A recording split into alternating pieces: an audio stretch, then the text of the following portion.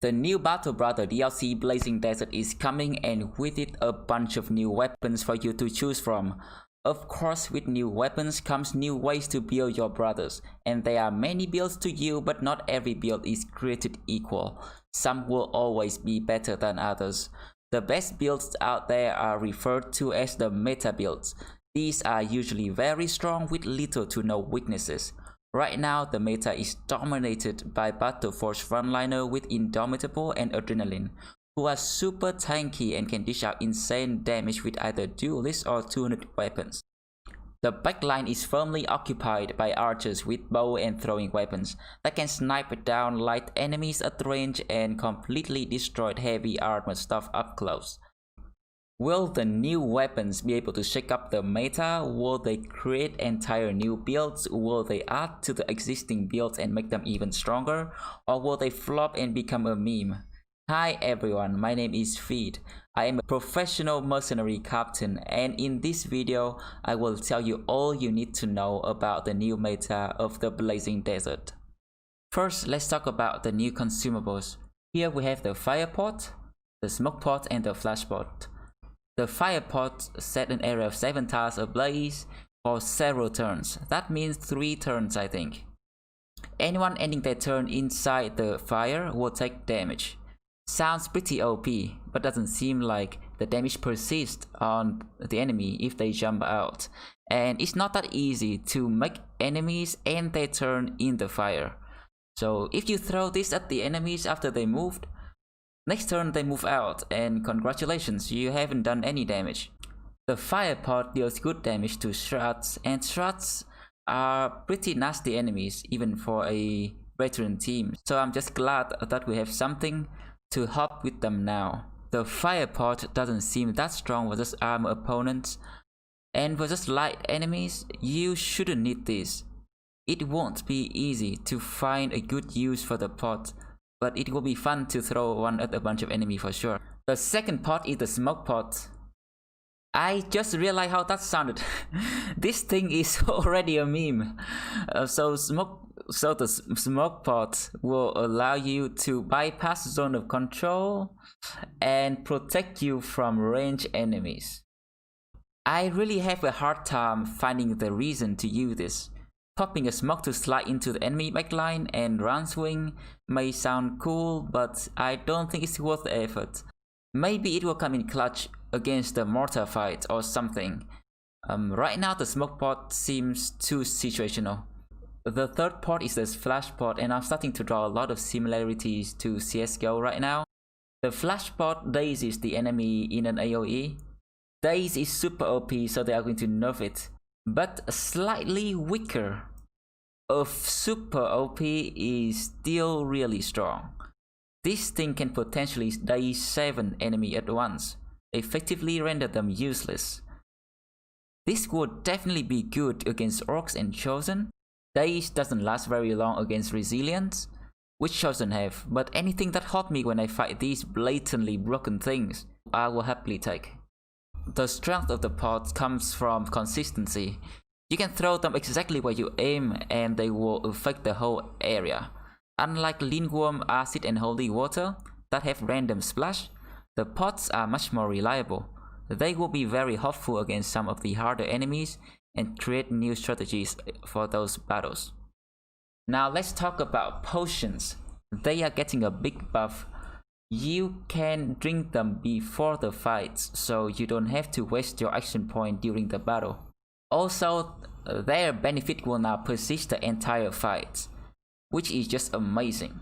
The second wind potion gives you 5 fatigue per turn, Lionheart potion gives you 20 resolve, Card potion gives you 20 initiative. You can drink the Night Owl potion on Archer before the fight and start shooting on turn 1. They will be amazing tech choices for the harder battles and the more tricky fights like Monolith, Goblins and Hexen. Overall, consumables will be very helpful for some of the harder fights. You can't really use them all the time because they aren't very common. So use them at the right place and the right time, and you will make your life a lot easier. Alright, let's move on to the ranged weapons. The Nomad Sling is the stronger version of the Staff Sling. Now the staff sling is pretty bad, but I believe the nomad sling is usable. The thrower archer already have throwing mastery, so the nomad sling will fit right in. It won't do any insane damage, especially against armed opponents, but it has the benefit of not costing your entire ammunition pool every fight. You will use this against nice and easy enemies like ops, webknights, auxiliaries to conserve your ammo. Next up is the composite bow. It has lower range but better armor damage and armor pen. It's basically a crossbow in disguise, and that is broken. Now you can already deal with armor enemies with the throwing weapons, and you do have to sacrifice a bit of your range power to use this.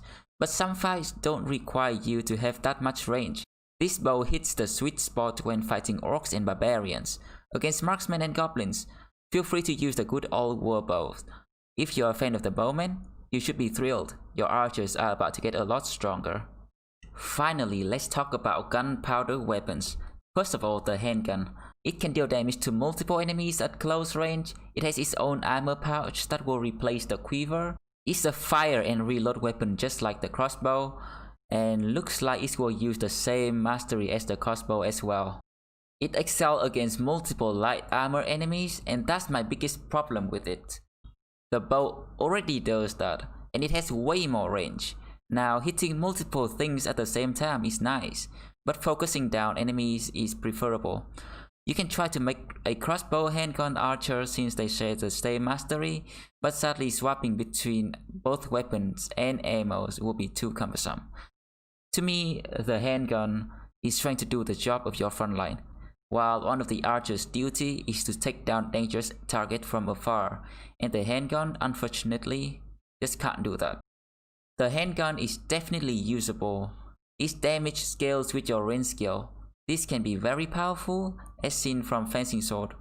If you have a 3-star hunter, maybe you can make the damage go through the roof. The handgun will be particularly strong against goblins. That reason alone is enough for me to make a few gunners. Gunner builds will for sure be usable. Will it surpass the bow and be the new king of ranged weapon though? I don't think so. The second gunpowder weapon is the fire lance. It's a single-use weapon that can damage multiple enemies in a straight line. This actually looks like the new perfect toy for your archer. Looks like you can be in the back line and shoot at enemy 4 tiles away. There's another curious looking weapon from the new DLC preview video.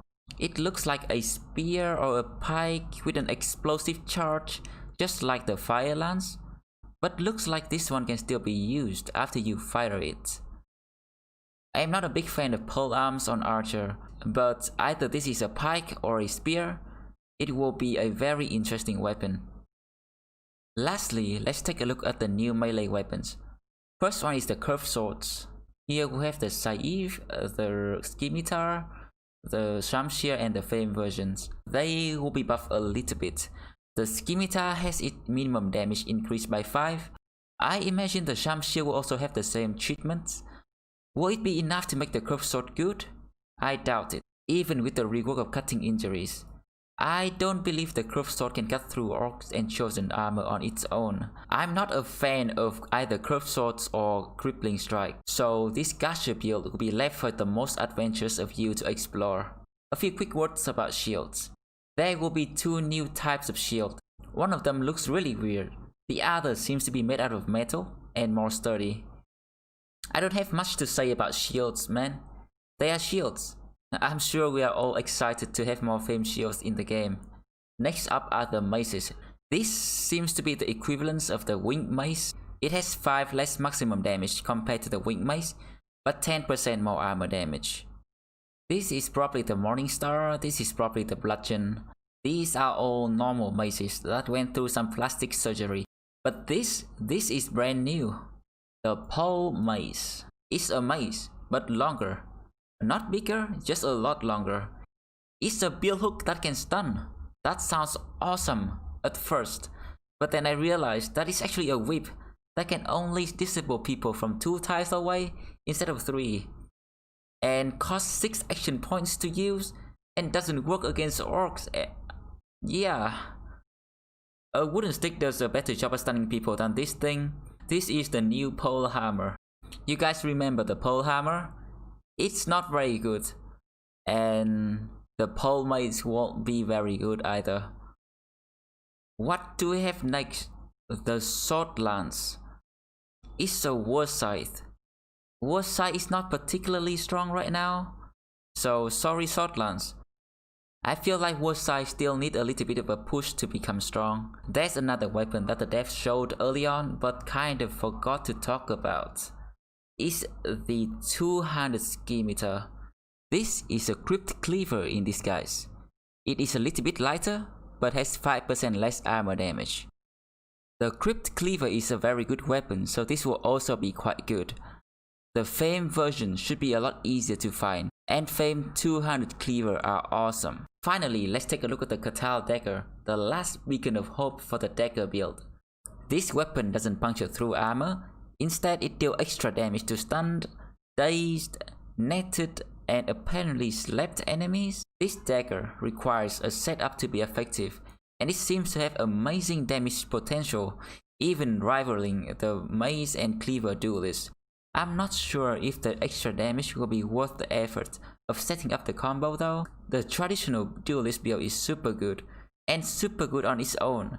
My former captain always said bring a knife to a sword fight, but not as your main weapon. Let's call the Catal dagger a wild card for now. I think I have covered all the weapons from the new DLC. In conclusion, the meta will not change too much. You will have a lot more toys to play with, but the bread and butter will still work just fine. I'm excited to try out the new items and battle new enemies. I hope this video will help you in the future. Thanks for watching, and I will see you all in the blazing desert.